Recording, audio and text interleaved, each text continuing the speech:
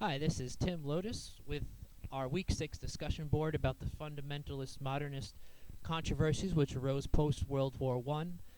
And I'm going to expand on that a little and say that there was a pushback in American culture against religion, traditional religion,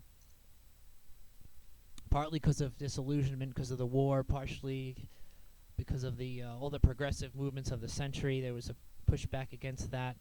But either way, there was definitely it was more acceptable socially to be against religion, as we've seen through the Scopes trial and other things. And I'm going to give two examples in popular culture which directly criticized the fundamentalist movement. One was a play, a very popular play, ran for 4 years, over 700 performances, called Rain, about a fugitive prostitute American girl in Samoa who encounters a minister whose ship stops there along the way, and she's a typical flapper, smokes, drinks, listens to loud music, curses, and the minister, the fundamentalist minister, they make clear, does everything he can to convert her, doesn't let her alone, follows her around, is determined to convert her. She denies him, yells at him, curses at him in the beginning, and then finally, out of nowhere, she suddenly converts and does everything he says. Says she's seen the light. She's going to go back to America, and she's going to, serve her sentence for whatever crime they don't mention. And the minister, dumbfounded by this sudden conversion, shows his sort of true instincts they were trying to suggest, and tries to make a sexual advance on her, and she denies him, and he kills himself at the end.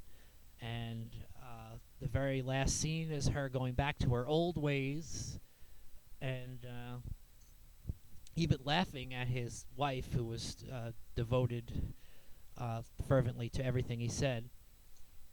And it was an extremely popular play, surprisingly. I don't think it would have been 20 years earlier, but it was from 1922 to 1926. It was given positive reviews almost across the board, very few negative reviews, at least in popular places that I looked at: Variety, Brooklyn Daily Eagle, New York Times.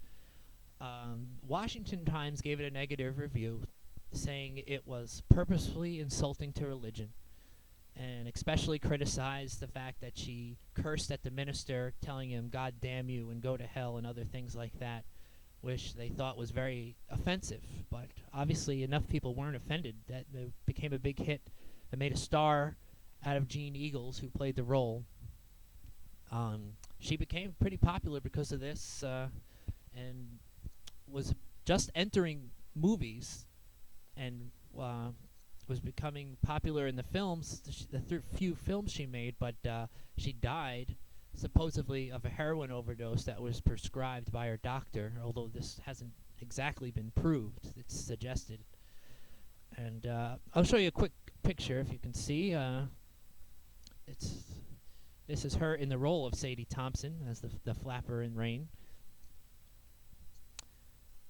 And it was made into films. It was popular enough where they made it into a silent film in 1928 with Gloria Swanson in the key role, and Joan Crawford in a sound version in 1932, which I actually have seen. At first, the Hayes, the moral code enforcer of the movies, denied the uses of this play unless they made the minister into just a general reformer and sort of detached him from being officially in religion. And they did that for the 28 version, but in 1932 they let it go just the way it is and made him back into a minister, played by Walter Houston.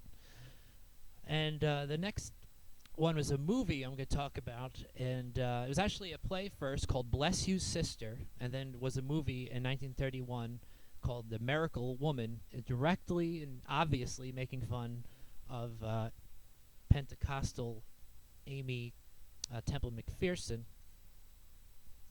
And actually the movie version starred Barbara Stanwyck, and she starts at temple and she, calls people up and heals them and does things that McPherson did. But behind the stage in the movie, she's knowingly faking it. Her and her publicist are just trying to milk people for money, and they know that what they're doing is just for show, and they don't really believe it. And at the end, though, she meets a blind man who truly believes that she can heal him, and it sort of melts her heart, and she turns honest, but her temple burns down, which is another thing making fun of McPherson. She has this big tabernacle where everyone goes to. And the reviews were good and bad about this film. Um, all the reviews said it was an obvious, criticism of Amy McPherson. And even before the movie, they have a a little warning that says they're not criticizing religion, they're criticizing people who make money off of religion, which is suggesting that McPherson was not very popular among a lot of the population. I guess they didn't believe she was really honest, apparently. The movie wasn't a big hit, but again, like Rain, it showed that there was a general acceptance of films and plays that poked fun at religion and fundamentalists, which I think was a big change in the post-World War I culture in the United States. And I suggest if people can watch the movie 1932, Crawford, Rain, and in 1931, The Miracle Woman, Barbara Stanwyck. Both are available on DVD and probably streaming on the internet if you want to see it. It's very interesting. But thank you for listening, and I hope everyone has a great Thanksgiving. Thank you.